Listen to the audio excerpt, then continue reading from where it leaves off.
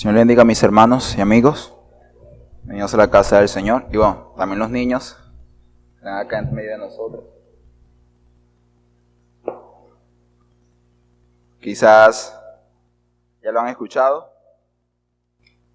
pero por última vez en este año tendrán que escucharlo nuevamente.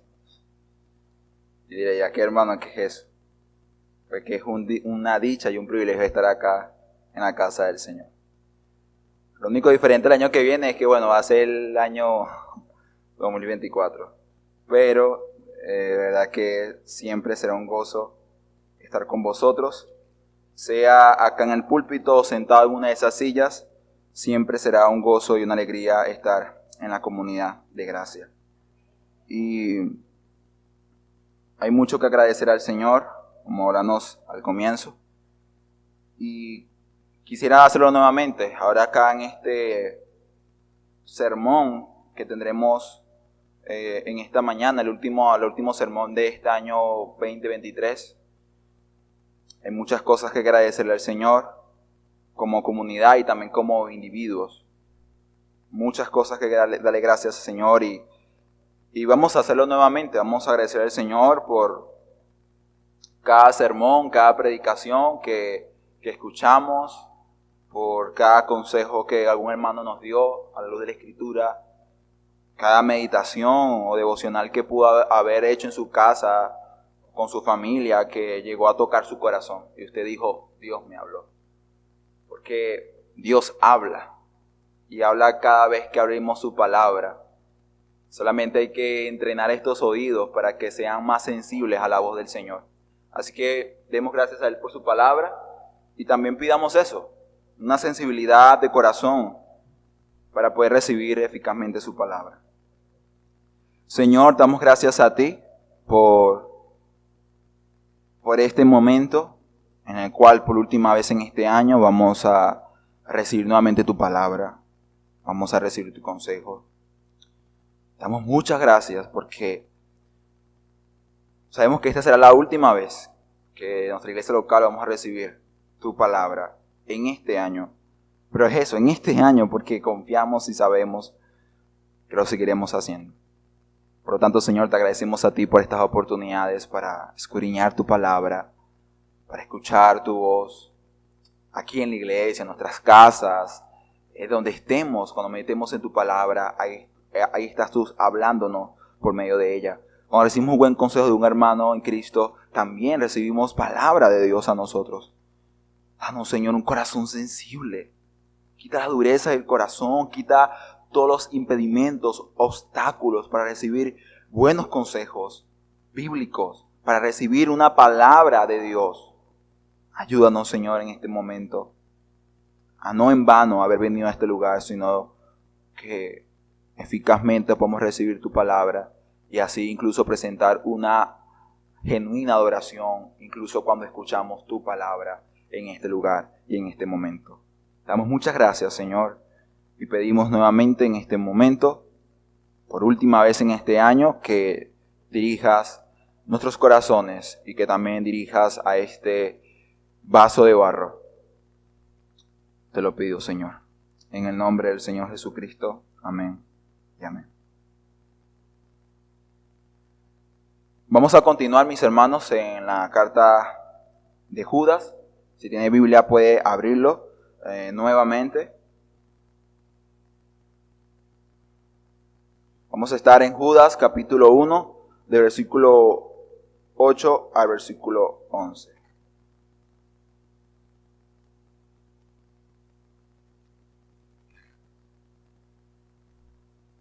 Si recordamos, estamos acá en este libro desde hace pocas semanas. Y la naturaleza de este libro parece identificarse fácilmente. Y esta naturaleza es la de una guerra. En una guerra hay bajas.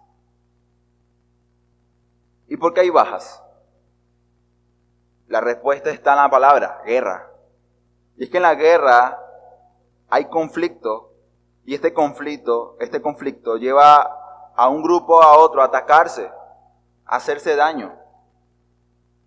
puesto que cada grupo en particular considera que el propósito o la causa de tal guerra justifica lo que se hace. Por esa razón es que las guerras son muy sangrientas. Y a veces incluso en la guerra se hacen cosas no convencionales que van contra la ley. Pero la pregunta sería, si así es la guerra y he de atacar al enemigo, ¿quién es mi enemigo? En un frente de guerra típico, se puede considerar que es fácil hacerlo. ¿Por qué? Porque el enemigo es de un lugar distinto. Porque el enemigo incluso se viste distinto. Porque los ideales, la imagen pública, lo que muestra al mundo, lo que te muestra a ti es claro. Y lo que te dice es, yo soy tu enemigo. Pero en la guerra que Judas señala es una guerra distinta y complicada. Precisamente porque el enemigo es difícil de distinguir. Entonces, ¿cómo haríamos? ¿Qué debemos hacer entonces para identificar al enemigo? ¿Sabes algo? Judas entendía muy bien esto. Y Judas en los primeros versículos dice, hermanos, estamos en una guerra. Luego le dice a los hermanos, hermanos, la guerra es en la iglesia. Es entre ustedes porque han entrado de forma encubierta, se han sembrado en medio de ustedes y están atacando la verdad. Y le dice, tienen que defenderla. ¿Recuerda? Judas suplica, clama, exige que esto se haga. Luego menciona el juicio que estos hombres van a recibir de parte de Dios por cómo viven, por su inmoralidad, por su vida pecaminosa e impía. Pero ahora, mis hermanos, ¿sabes qué hace Judas? Lo que hace una rama de la policía forense. Hay cuyos policías, sargentos, hombres, cuyas armas, ¿sabes cuáles son? Papel, lápiz y una goma de borra. Mira, bro, ¿son sus armas? Sí. ¿Sabes por qué? Porque esta rama de la policía forense es una rama artística. Sí, en la policía hay arte, pero ¿qué tipo de arte? Estos hombres son sargentos, son policías, se preparan, incluso son entrenados en la policía para desarrollar una habilidad para dibujar y hacer retratos. ¿Pero de quiénes? De los delincuentes, del enemigo. Estos hombres traen una hoja de papel, un lápiz y una borra y comienzan a preguntarle al hombre que sufrió el daño. ¿Y cómo era? ¿Cómo eran sus ojos? ¿Cómo era su cabello? ¿De qué color? ¿Qué edad tenía? ¿Qué estatura? Y ellos comienzan, mis hermanos y amigos, a dibujar y luego le dice, ¿te parece? Algo borran y vuelvan a dibujar, lo vuelven a hacer. ¿Con el fin de qué? Con el fin de tener un retrato, una imagen de aquel que fue el que causó el daño, aquel que causó el delito. Y además de esto, además de simplemente dibujar, ellos ayudan al que sufrió tal delito, tal daño, a recordar, porque están en shock. Quizás la mayoría de las personas fueron violadas sexualmente y no saben qué hacer, no saben qué pensar, e incluso algunos no recuerdan casi nada. Pero esto con el fin de que, mi hermano y amigo, con el fin de dar con el que cometió el delito. ¿Y sabes qué hace Judas? Judas hace lo que hacen estos oficiales, artísticos. Comienza a dar un retrato. Judas toma papel y lápiz y una gorra y comienza a decirle, hermanos, ¿quieren saber cómo es el enemigo? Se lo voy a describir. Judas comienza a escribir en estos versículos, comienza a dibujar y al final le dice, así se ve su enemigo. Hermano, esto es importante. ¿Sabes por qué? Porque si no identificas al enemigo, entonces, ¿cómo defenderás la verdad? Recuerda, la verdad está siendo atacada. Pero la única manera que la verdad sea guardada y que el ataque se detenga es descubrir quién la está atacando. Y Judas, mi hermano, ofrece un retrato del enemigo en esta guerra tan importante.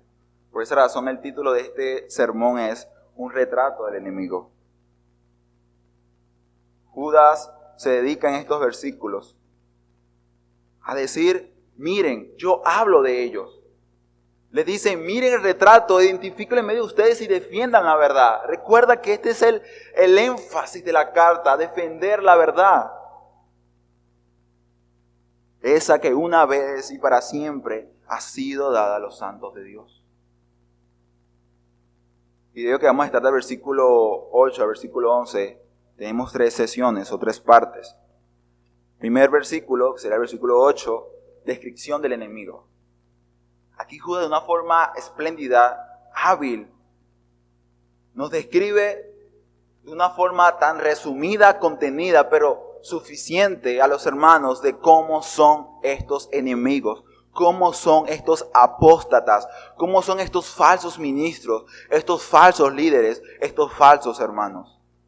Luego versículo del 9 al 10, escandalosa irreverencia. Ahí Judas explica algo que es realmente increíble. Estos hombres hacen algo que ni siquiera un poderoso ángel hacía. Y versículo 11, enemigo ejemplificado. Nos damos cuenta cómo Judas termina esta sesión o esta parte del libro nuevamente haciendo uso de esta herramienta,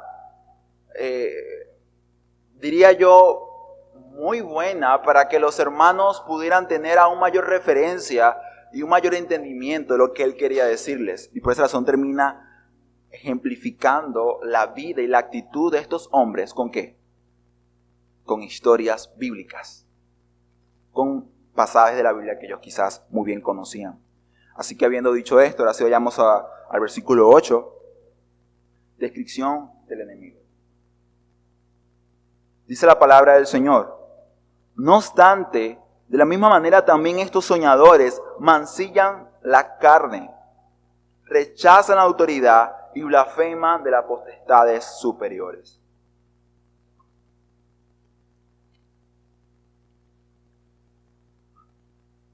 Hermano, el comienzo de estos versículos, versículo 8, es vital e importante. ¿Sabes por qué?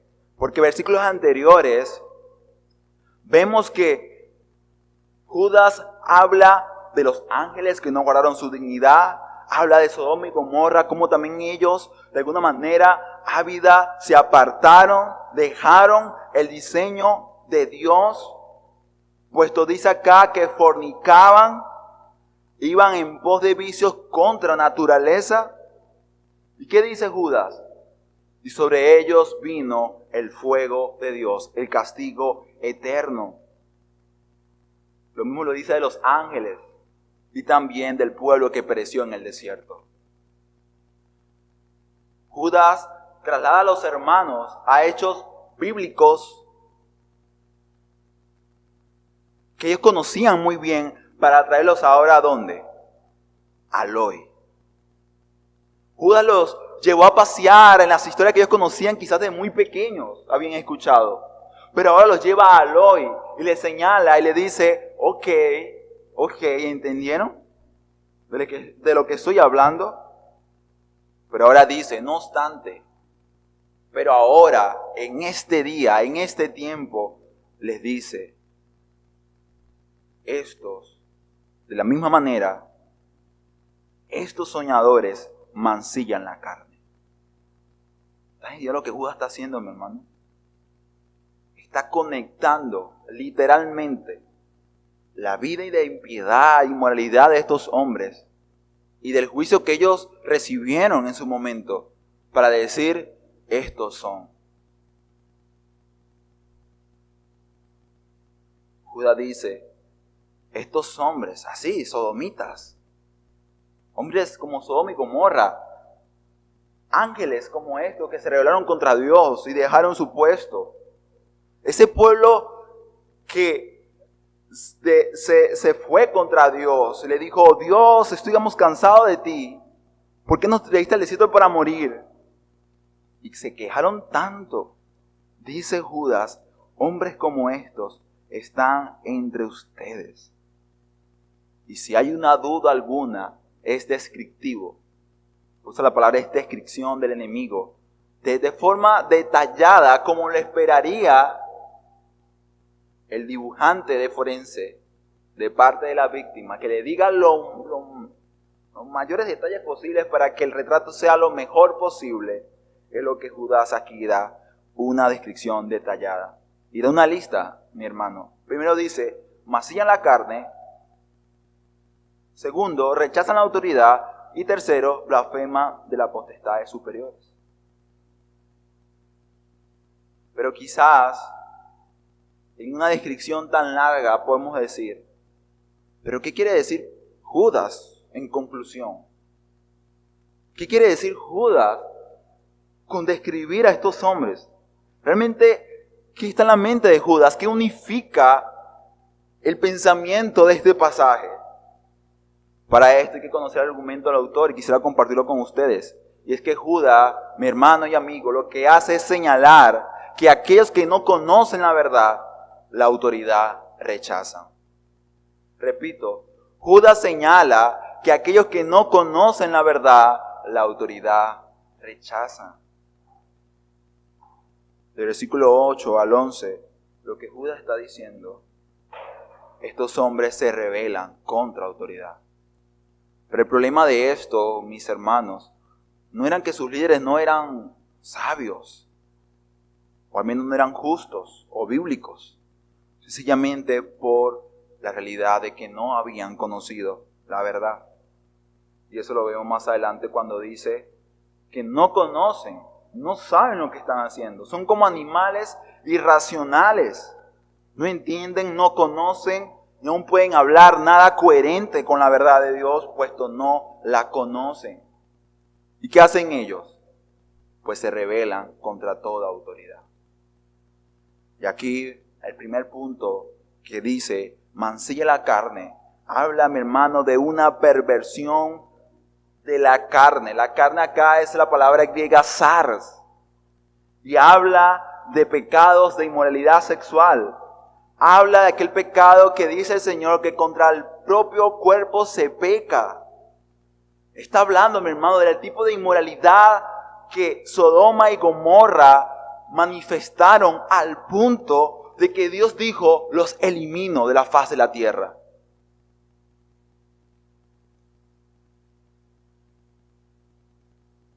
Ese tipo de inmoralidad sexual y perversión de la carne son las que estos hombres manifiestan. ¿Pero por qué? ¿Por qué hacen algo como eso?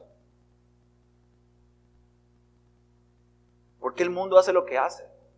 ¿Por qué el mundo aprueba el aborto, aprueba el homosexualismo, el lesbianismo y dicen, no, sí, se quieren, cásense? ¿Por qué el mundo lo promueve? Hermano, ¿por qué el mundo hace estas cosas tan terribles? ¿Por qué vemos hoy día cómo se busca aprobar, que ya se ha hecho en algunos países, el matrimonio, la relación entre una niña y un anciano? La pedofilia. ¿Cómo es posible que el mundo hoy día incluso también casa a hombres con animales? ¿Qué sucede con el mundo? ¿Qué sucede con estos hombres? ¿Sabe qué dice Romanos capítulo 1 acerca de esta actitud? Pablo es claro y lleva a su audiencia, en este caso los hermanos de Roma, a comprender la naturaleza del pecado. Y lo que dice Pablo es que la ira de Dios se revela contra toda impiedad e injusticia de los hombres que detienen con injusticia la verdad. ¿Qué verdad? Según ese capítulo de Romanos, la verdad de que Dios había revelado a los hombres. Les dijo, aquí estoy. ¿Y el hombre qué hizo? Abandonó esa revelación divina, le dio la espalda a Dios y decidió vivir según su propio consejo y según su propio entendimiento. Y dice Romanos, y haciéndose sabios, proclamándose sabios, se hicieron necios. ¿Pero por qué? Porque abandonaron y rechazaron a Dios. Porque rechazaron la autoridad de Dios. Ellos vieron la gloria de Dios, conocieron a Dios, vieron que Dios existía y dijeron, no queremos saber nada de ti.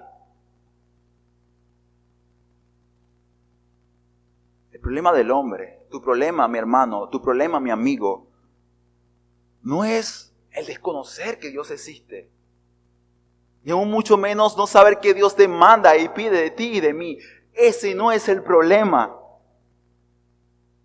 El problema es tu corazón, es mi corazón, que aún sin embargo decide rebelarse contra la autoridad.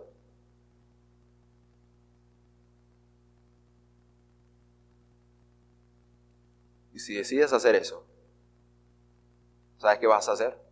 Vas a mancillar tu carne.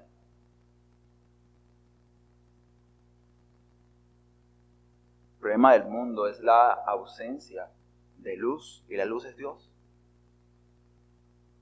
El problema del mundo es que le ha dado la espalda, le sigue dando aún mayor la espalda a Dios.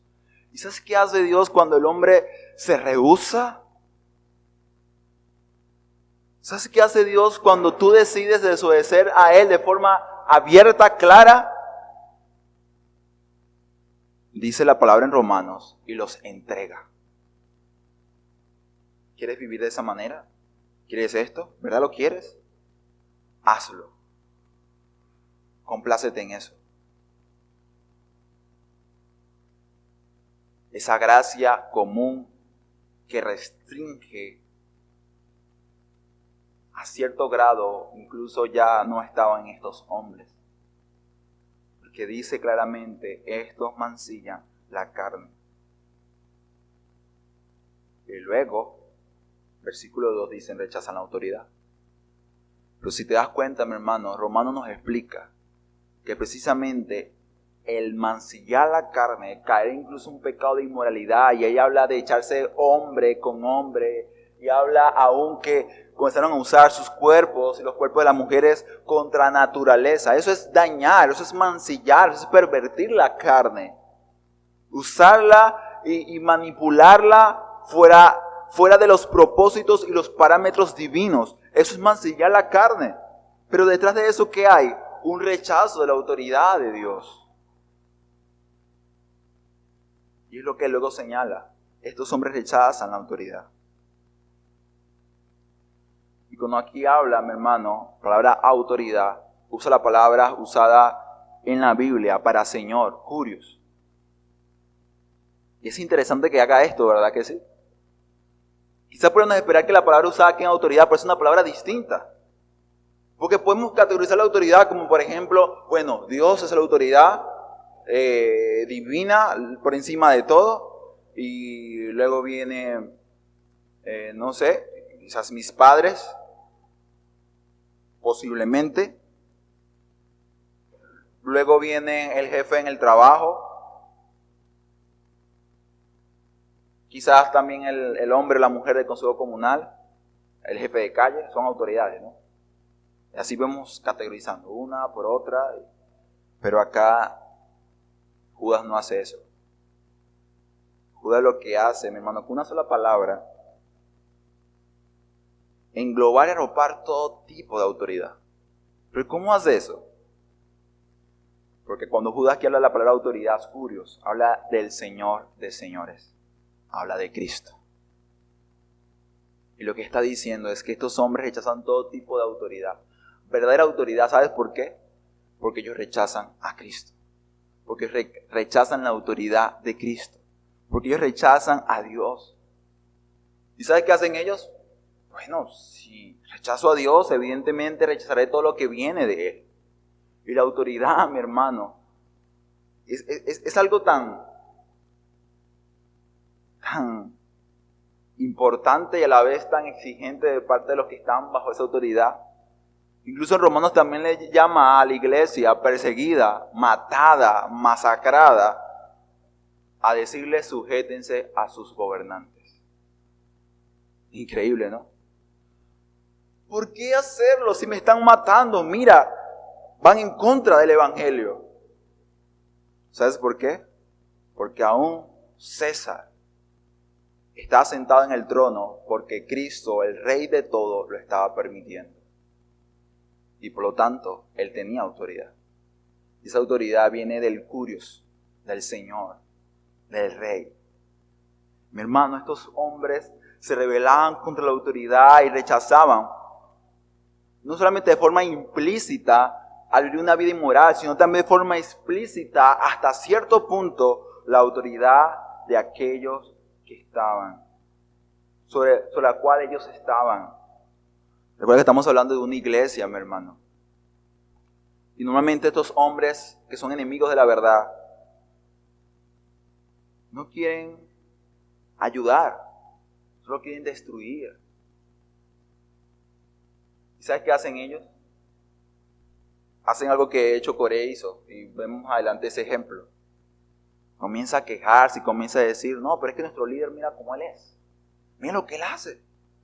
¿No te parece que está ofendiendo a Dios? ¿No te parece que es un mentiroso, que es un blasfemo?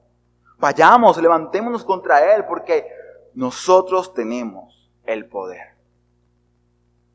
Nosotros tenemos el derecho también de dirigir y comandar esto también. Ya, nos cansamos de Moisés y siempre él. ¿Por qué tiene que ser él? Ese espíritu de rebeldía, de desobediencia, de irrespeto a las autoridades estaba en estos hombres. Y mi hermano, recuerda, esto es un retrato divino, es un retrato de Dios, que tú debes recibir en tu mano y ahora en adelante identificar esas actitudes y manifestaciones ¿de qué? De apostasía. ¿Sabes por qué? Porque la apostasía, cuando un hombre anda en caminos de apostasía, lo que hace, además de vivir una vida desordenada, también va en contra de la autoridad. No la respeta. Y quizás algunos puedan decir, no, pero es que tiene argumentos para levantarse con la autoridad y hablar de ella. ¿Sabes qué hace un hombre piadoso cuando ve que un hombre está pecando y está deshonrando a Dios? Va a él, habla con él, ora por él y busca siempre ayudarlo. Su posición, aun cuando la de este hombre no es escucharle, nunca cambia, siempre es ayudar, siempre es edificar, siempre es ayudar. ¿Por qué? Porque reconoce que este hombre es una autoridad de Dios, es una autoridad en la iglesia. Un hombre piadoso hace eso. Un hombre piadoso no busca generar insurrección en el pueblo porque sabe que esto va a dañar a la iglesia. Sabe que va a perjudicar aún a aquellos que no tienen nada que ver con tal asunto. Los verdaderos hombres piadosos no van ahí hablando mal de otro hermano. ¿Sabe qué hacen los hombres piadosos? Se someten a la autoridad y con amor buscan ayudar. ¿Por qué? Porque un hombre piadoso no rechaza la autoridad. Aun cuando la autoridad, desde su perspectiva, puede estar fallando y puede estar deshonrando a Dios.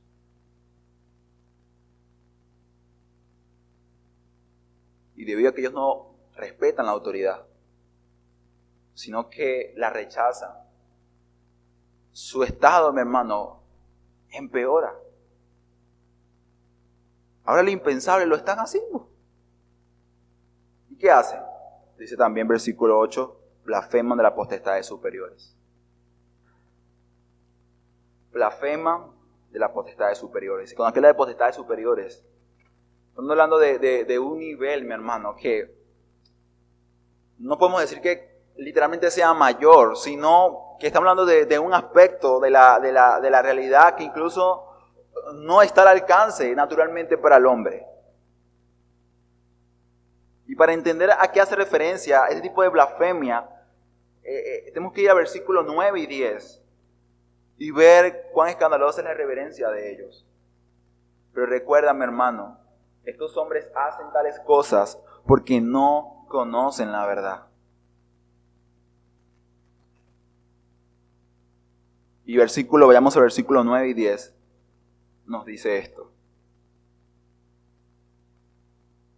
Pero cuando el arcángel Miguel contendía con el diablo, disputando con él por el cuerpo de Moisés, no se atrevió a proferir juicio de maldición contra él, sino que dijo: el Señor te reprenda. Por estos blasfeman de cuantas cosas no conocen, y en las que por naturaleza conocen, se corrompen como animales irracionales. En esta versión hay dos peros, pero en la versión Biblias Américas no está esa palabra pero nuevamente. ¿Por qué razón? Porque el versículo 9 lo que hace es colocar un ejemplo, algo que a Judas le parece lo más propicio, parece que le encanta hacer esto, y es que dice: pero cuando el arcángel Miguel contendía con el diablo, disputaba con él por su cuerpo. ¿Y sabes qué hizo el arcángel? Dijo: bueno, Satanás, te maldigo, yo te reprendo. No. Él dice: el Señor te reprenda. ¿Sabes qué está diciendo Judas? Que el tipo de blasfemia de estos hombres es sumamente alarmante, es escandalosa. Porque lo que no hizo el arcángel Miguel, del cual la palabra señala que es como un príncipe, que es poderoso, que es un mensajero de Dios, un ángel que tiene una autoridad superior en medio de los ángeles de Dios.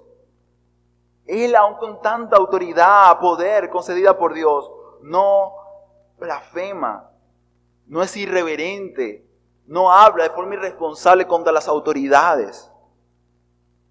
Sin embargo, estos hombres sí lo están haciendo. Y tú dirás: pero ¿cómo se ve eso hoy día? Es tan sencillo como agarrar tu teléfono y comenzar a ver videos en redes sociales. Ponte, agarra tu teléfono y ve en Facebook o en Instagram o en TikTok hombres que se ven gritando y comienza a decir que el Señor te reprenda y el diablo y esto y los demonios, y bien como un tipo de altivez, porque ellos tienen el poder especial de aún hacer al diablo correr y estremecerse con solamente hablar. Y el lenguaje que estos manejan es un lenguaje ofensivo, irreverente. No les importa quién esté ahí, gritan 3 veces y te dicen o dicen cualquier cosa, supuestamente en el nombre de Cristo. Pero aún el arcángel Miguel no hizo tal cosa. Hoy día muchos hombres y mujeres se mofan de tener ciertos poderes, ciertas cualidades espirituales, que falsamente las justifican diciendo que eso viene de Dios, que eso es un don de Dios. Reprender demonios, atar al diablo y tenerlo tomado por el cacho. Son expresiones, son palabras que esto de forma irreverente, sin conocimiento real, de forma deliberada y sin un tipo de respeto, proclaman y dicen. Así, mi hermanos, es la condición de estos hombres. Y usted dirá: pero ¿por qué hacen eso? ¿Por qué tal estado? Lo dice en este versículo tan clave, en este pasaje, y es que dice: estos blasfeman cuantas cosas no conocen. La palabra ahí, conocimiento, se usa de forma negativa y dice: no conocen. ¿Quieren saber por qué estos hombres son irreverentes ante las autoridades? Rechazan la autoridad porque no conocen. ¿Pero qué no conocen? No conocen la verdad. No conocen a Cristo. No conocen realmente el Evangelio. Y luego dice: se corrompen como animales irracionales. ¿Sabes qué hace Judas? Nuevamente usa una figura, un ejemplo para explicar y seguir describiendo la naturaleza de estos hombres. Sigue desarrollando el retrato del enemigo. Y lo que dice además: estos hombres son como animales. ¿Sabes qué es un animal? Es un animal. Tú puedes amar mucho a tu animal, a tu perrito, a tu gato, y quizás tú eres esa gente que le habla a los animales y le dice: ay, pero ¿por qué te moviste? ¿Y por qué hiciste eso? O quizás le dices: Misu, quédate ahí quieto. Los niños, de hecho, también lo hacen mucho, ¿verdad? Hablan mucho con los animales, hablan con ellos. Pero ¿cuántos de esos animales le han respondido algo? Simplemente hacen ladridos, si son perros. Algunos hacen aullidos, un tipo de sonido natural para el animal. ¿Pero por qué? Porque es un animal. Aún el loro, que sí logra de una manera increíble, es decir, pronunciar palabras entendibles al idioma del hombre, simplemente repite lo que se enseñó. ¿Pero por qué? Porque es un animal. Y cuando Judas hace señalamiento a esto, lo que está diciendo es que estos hombres no conocen absolutamente nada, aunque parezca que conocen mucho, porque como animales no pueden decir ni una palabra que venga de un conocimiento real de Cristo y del Evangelio. ¿Te das cuenta, mi hermano y amigo? No pueden. Y lo impresionante es que con esta descripción, este retrato tan fuerte, estos hombres están en medio de nosotros. Es increíble que con un retrato tan distinguido de lo que es un hijo de Dios y lo que no es un hijo de Dios, lo que es un hombre salvado y un hombre no salvado, sin embargo, esté en medio de nosotros. Y por eso la palabra que Judas usa es realmente clara. Y la que usa es decir, estos están de manera encubierta, han entrado encubiertamente. La realidad es que muchos de estos hombres que son apóstatas y atacan la verdad en la iglesia no entraron conscientes de ese hecho. Una vez escucharon el Evangelio, la palabra del Señor, creyeron al conocimiento, no a Cristo. Creyeron en el conocimiento. Abrazaron el conocimiento. Abrazaron las doctrinas de la gracia, abrazaron la salvación por fe, abrazaron el bautismo, la membresía, e incluso abrazaron otros conocimientos, libros buenos, mensajes buenos, pasajes excelentes de la Escritura, y comenzaron a archivarlos y a llenar sus data, su base de datos de conocimiento. Y sin embargo, acá la palabra dice, no conocen la verdad. Esto, mi hermano y mi amigo, lo que nos señala claramente es que saber de la Biblia, conocer la Biblia, predicar la Escritura, saberte de forma espléndida la historia de la iglesia y hablar como nadie en tu iglesia del Evangelio, de la palabra de Dios, no garantiza la salvación del hombre. Es imposible que un hombre sea salvo sin el conocimiento de la verdad, pero es posible que un hombre conozca la verdad de forma natural y no sea salvo. Dice acá la palabra, y en las que por naturaleza conocen, se corrompen como animales irracionales. Además de decir que son animales irracionales, pero no pueden decir nada, que fluye de un verdadero conocimiento de Dios, de Cristo, de una obra sobrenatural del Espíritu Santo en un hombre que antes estaba muerto, ahora tiene vida espiritual. También dice, aún lo que conocen por naturaleza se corrompen en estas cosas. Usa la palabra naturaleza. Lo que está hablando es que sí, es posible conocer algo, pero ese conocimiento es natural. Es natural. Fácilmente le decimos hermano a aquel que nos cita un texto de la Biblia. Cuando escuchamos a un hombre hablar del Evangelio decimos, ya, este es cristiano, este es hijo de Dios. E incluso, de forma deliberada, usamos el nombre, la expresión hermano a cualquier persona. Viene alguien a la iglesia y le decimos, Dios te bendiga, hermano. Alguien dice creer en Cristo, le digo, hermano. ¿Te has dado cuenta que tal cosa es muy peligrosa? Que la palabra hermano es una palabra y un honorífico y un título dado solamente a un grupo de personas. Solamente puedes decir hermano a aquel que realmente ha creído en Cristo, que ha abrazado la verdad. ¿Por qué? Porque aquel que anda de forma desordenada le dice, no le digas hermano. Así que no le puedes decir hermano a cualquier persona. Si hay un hombre que dice, soy cristiano, pero anda de forma desordenada, anda viviendo en pecado, no le puedes llamar hermano.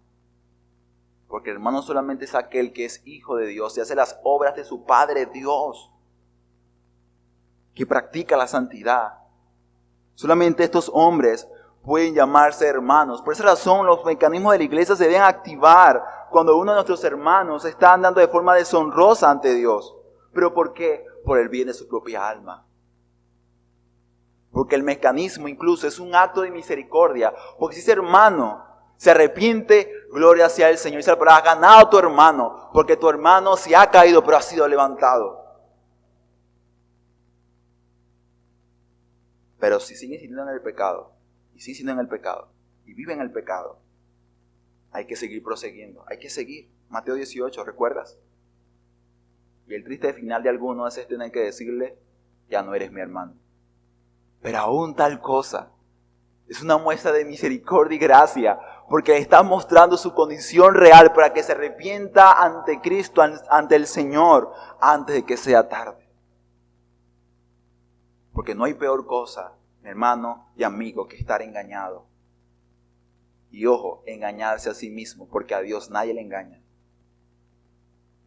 Dios conoce el número exacto de los redimidos y los hijos de Dios. Podrás engañar a mí, podrás engañar a otra persona. Yo podré engañarte incluso, pero a Dios no le vas a poder engañar.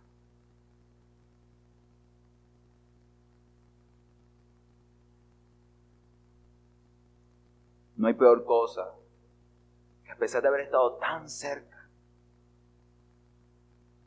no hay peor cosa que incluso haberte sentado a la mesa del Señor y ver cómo Él servía la mesa e incluso lavó tus pies, te halles luego entregando al maestro por unas cuantas monedas.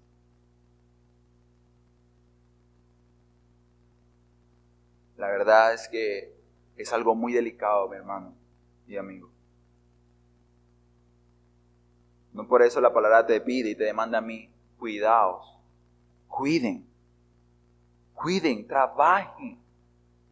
¿En qué? En vuestra salvación.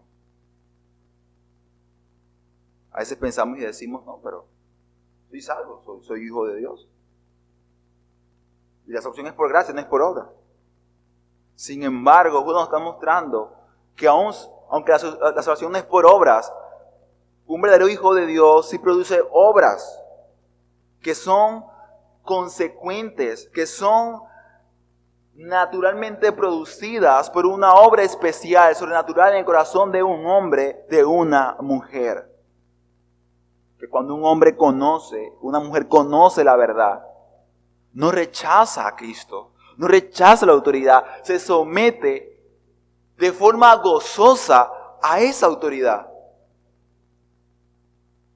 A veces decimos, ay, pero qué fastidio. Señor, ¿otra vez me va a decir lo mismo? A veces nos parece cansón escuchar lo mismo, incluso tener que venir a la iglesia para que un hombre me venga y me reprenda con la palabra. Sí, mi hermano, a veces es fastidioso. Y lo digo con toda la responsabilidad de que yo también soy un hombre pecador. Y no siempre es agradable escuchar la palabra de Dios. Sin embargo, la obra de Dios en tu corazón, en mi corazón, si realmente Dios ha hecho una obra en vosotros, en mi corazón, ¿sabes qué va a suceder? Te levantarás y dirás, Señor, heme aquí. Heme aquí. Y dirás, envíame a mí. Porque aunque no quiero, aunque mi carne dice, no lo harás y te rebelarás contra Dios, sin embargo, la obra de Dios en mi corazón y esa gracia salvadora que alumbra mis ojos y me hace conocer realmente la gracia de Cristo, el amor de Cristo, el amor de Dios, me persuade, me mueve, me empuja y me mueve siempre a cumplir con la voluntad de mi Padre y hacerlo con gozo y alegría. Si obedeces la palabra de Dios quejándote, siempre te quejas y dices, pero qué pesada esta cruz. Realmente no has conocido al Cristo que dice, mi carga, mi peso es liviano. Aquellos que hallan la cruz de Cristo, que el compromiso y el amor que requiere seguir a Cristo, lo hallan como pesado. ¿Sabes qué terminan haciendo? La cruz, la arroja. No, que la cargue otra persona. Se rebelan contra la verdad, porque no conocen la verdad. Terminan abandonando, terminan apostatando de la fe, que por un tiempo aparentemente habían abrazado y habían aceptado. Estos son los hombres que Judas está describiendo. Pero no termina, mis hermanos. Y es que Judas también hace el uso de una expresión, de hecho hasta bíblica, y es ay de ellos. Versículo 11. Judas termina ejemplificando nuevamente a estos hombres. Dice, ay de ellos. ¿Por qué? Porque han seguido el camino de Caín. Se lanzaron por lucro en el error de Balaán y perecieron en la contradicción de Coré. Coloca 3 ejemplos que ejemplifican, que siguen reforzando y dan un retrato claro, nítido de cómo son y cómo viven estos hombres. ¿Sabes qué dice? Dice, ay de ellos. Esa expresión, hermano, está en el Antiguo Testamento. Y cuando está ese ay, no es un ay de ay me golpeé o ay me dolió. No, es un ay de ellos. No es un ay mío, es un ay de ellos. Es una expresión que denota lo terrible, lo espantoso y lo horrendo que es seguir el camino de estos hombres. Que no son más que seguidores de aquellos que históricamente han apostatado y se han rebelado contra Dios. Si te das cuenta, mi hermano, Judas usa ejemplos bíblicos del pasado. Y algo peculiar, usa a Caín. Y Caín es podemos decir, la parte de la primera generación, luego de los primeros hombres de la tierra, Adán y Eva. Y sin embargo, Caín también hizo una apostasía, se apartó, se rebeló contra la autoridad. Tú puedes decir, ¿pero qué hizo Caín? Si Caín al parecer lo que sufrió fue como cierta preferencia. Génesis 4, de 3 al 8, nos señala que como era algo, parece que natural para ellos, como era en un tiempo determinado dar un sacrificio, y eso es interesante porque dice que aconteció que al tanto tiempo que Caín trajo del fruto de la tierra una ofrenda a Jehová. Y Abel también trajo primogénitos de sus ovejas. Pero dice el versículo 5, pero no miró con agrado a Caín ni a la ofrenda suya. ¿Y qué hizo Caín? Se ensañó Caín en gran manera y decayó su semblante. Siempre hay un debate en estos versículos y saber por qué razón Dios rechazó la ofrenda de Caín. Pero si algo podemos saber, mis hermanos, por lo que la misma palabra habla de Caín en otros pasajes, es que Caín rechaza y mata a su hermano Abel. ¿Por qué? Porque sus obras eran justas y las de él no lo eran. ¿Te das cuenta? Lo que provoca indignación tan fuerte en Caín como para matar a su hermano es el hecho de que la justicia de Caín revela su injusticia. Revela lo desobediente y rebelde que ha sido. ¿Por qué? Porque el Dios que ve no solamente la ofrenda, sino también el corazón del que ofrenda. Porque dice claramente, ¿y Dios vio a quién? A Abel y su ofrenda. Y dice, las dos estaban muy bien. Luego ve a Caín y su ofrenda. Así que mi hermano, Caín, aún mucho antes de ir al altar y ofrecer algo que a Dios no le agradó, algo estaba mal en Caín, en su corazón, que terminó afectando y perjudicando la expresión de adoración que tenía que presentar ante Dios.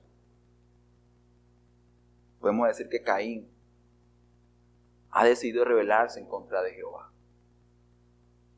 Porque no te creas, mi hermano, Dios siempre es el mismo, Él no cambia, Él no varía. Y el Antiguo Testamento nos señala claramente, cuando Dios da esa revelación a su pueblo, claramente cómo Dios, con cada norma, con cada cosa que Dios decía que hacía, regulaba y seguía regulando la adoración a Jehová, al Dios vivo. Y hacía que esta adoración fuera distinta a la que los pueblos ofrecían a sus dioses. ¿Por qué? Porque Dios es santo. ¿Qué crees tú que haría Dios en el antiguo pacto? Aún incluso cuando comenzaba la adoración, el culto a Jehová. Lo mismo. Dios reguló, aún desde el comienzo, cómo se tenía que adorar. Y Caín decidió rebelarse en contra de eso. Luego también nos presenta, ¿a quién? En Judas. Nos presenta a Balaam. Cuando vamos a Números capítulo 22, del 1 al 35, nos damos cuenta quién era Balaam. Y Balaam, mi hermano, parece ser un hombre muy, al menos, correcto, o parece ser un hombre que incluso Dios está usando para llevar un mensaje a otros hombres. Que Dios está usando para que su verdad se proclame en la tierra. Pero cuando segunda de Pedro, capítulo 2, habla de Balaam, lo hace de esta manera. Tienen los ojos llenos de adulterio, versículo 14 del capítulo 2. No se sacian de pecar, seducen a las personas inconstantes, tienen el corazón ensuciado, inflado, efectuado de la codicia y son hijos de maldición. Han dejado el camino recto y se han extraviado siguiendo el camino de Balaam, hijo de Beor, el cual, ¿qué hizo? Amó el premio de la maldad. Y fue reprendido por su iniquidad, pues una muda bestia de carga, hablando con voz de hombre, refrenó la locura del profeta. ¿Quién es Balaam? Yo sé que la historia es un poco larga y el tiempo no daría para explicar todo lo que ahí sucede. Pero Pedro sí también usa este ejemplo en el mismo tema de la apostasía y dice, ellos son como Balaam. ¿Pero por qué? Porque Balaam, dice acá el pasaje, que decidió en su locura, ¿qué hizo? Amó el premio de la maldad. ¿Cuál fue el premio? ¿Qué buscaba Balaam? Las riquezas de este mundo, lucrarse, sacar algún provecho de lo que este rey le estaba ofreciendo. Cuando vamos a Número 22 del 1 al 35, pareciera que Balaam fue un hombre justo, porque incluso fue hasta sabio y le dijo, es que no puedo hacer nada si no es permitido por Dios. Y decimos, oh, qué bueno, Balaam se está portando muy bien. Pero ¿sabes qué dice el resto de la escritura acerca de Balaam? Dice que Balaam fue el que buscaron para maldecir al pueblo de Israel. No solamente eso, sino que además, bajo su consejo, el pecado y la maldad se vino a desarrollar en el pueblo israelita. Números 31:16. He aquí por consejo de Balaam, ellas fueron causa de que los hijos de Israel prevaricasen contra Jehová en lo tocante a Baal Peor, por lo que hubo mortandad en la congregación de Jehová. ¿Quién dio el consejo? Balaam. Número nos dice que cuando Balaam iba a maldecir al pueblo, ¿qué hacía? Dios tomaba control absoluto de Balaam y lo que hacía era bendecir al pueblo. Así que de alguna manera Balaam estaba ahí porque quería sacar algún beneficio. Y dice que terminó el asunto, el rey se molestó, pero aquí nos dice claramente que hubo un consejo, que ahí no se ven números en ese pasaje, pero hubo un consejo que llevó al pueblo a caer en rebelión contra Jehová. Y fue enviar a estas mujeres, ¿verdad?, al pueblo para que se acostaran con ellas y cayeran en inmoralidad sexual e idolatría. Apostasía. ¿Te das cuenta quién es Balaam? ¿Qué hace Balaam? Balaam busca lucrarse, beneficiarse de forma egoísta en pos, a costilla del daño que produce a otras personas. Balaam no piensa en otros, piensa en sí mismo. ¿Por qué? Porque siempre busca lograr algo para beneficiarse. Pues bueno, así son estos hombres.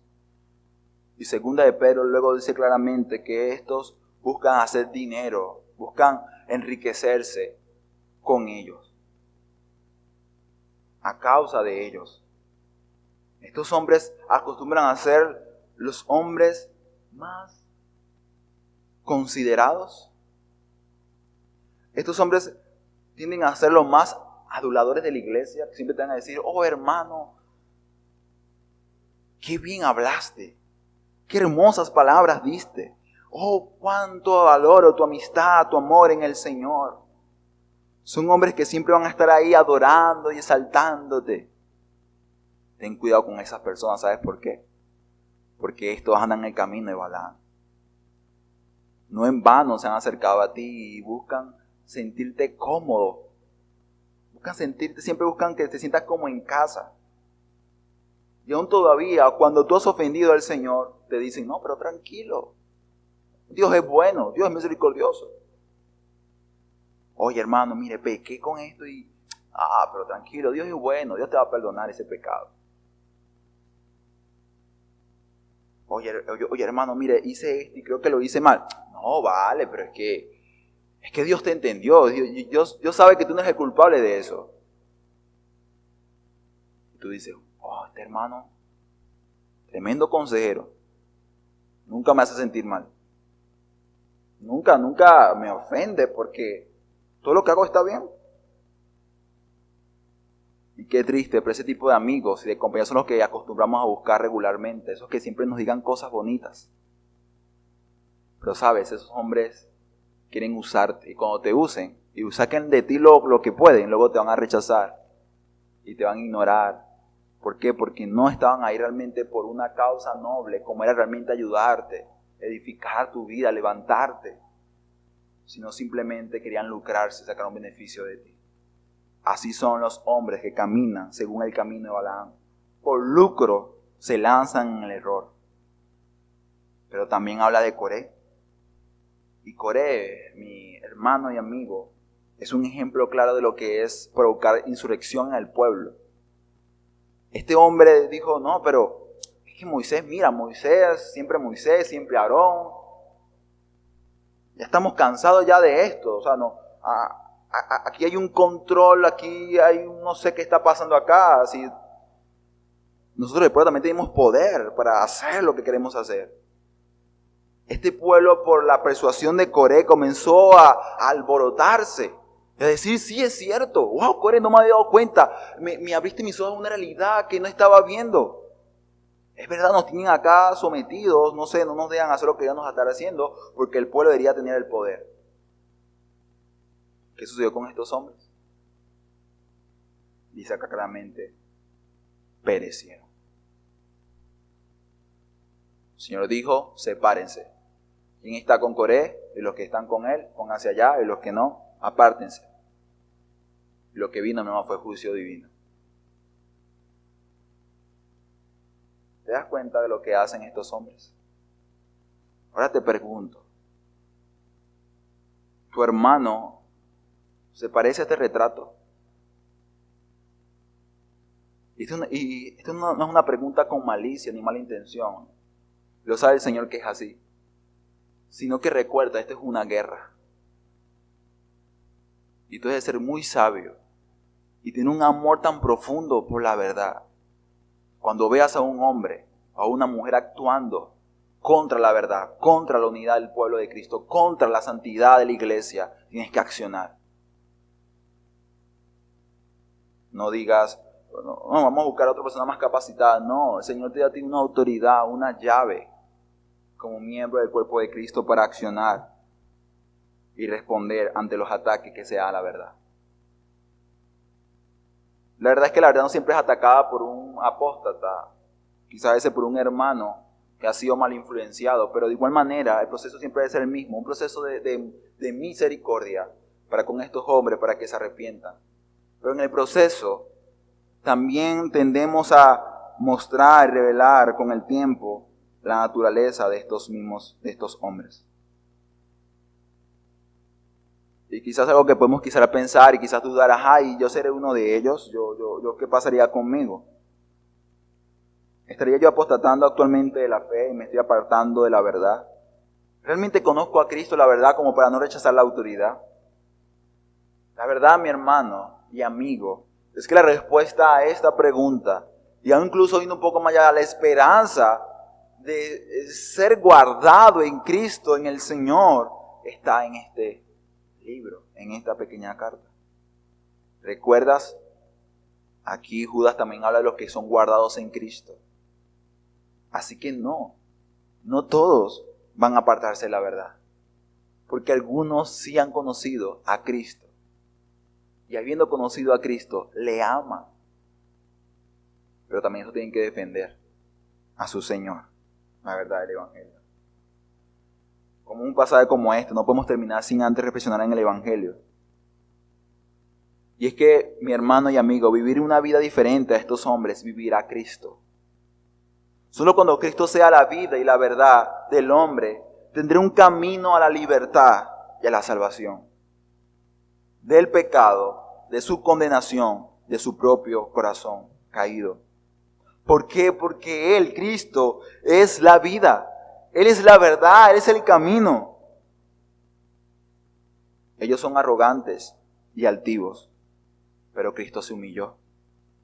Ellos son rebeldes y irreverentes, pero Cristo se humilló hasta lo sumo, siéndose incluso obediente al Padre hasta la muerte y muerte de cruz.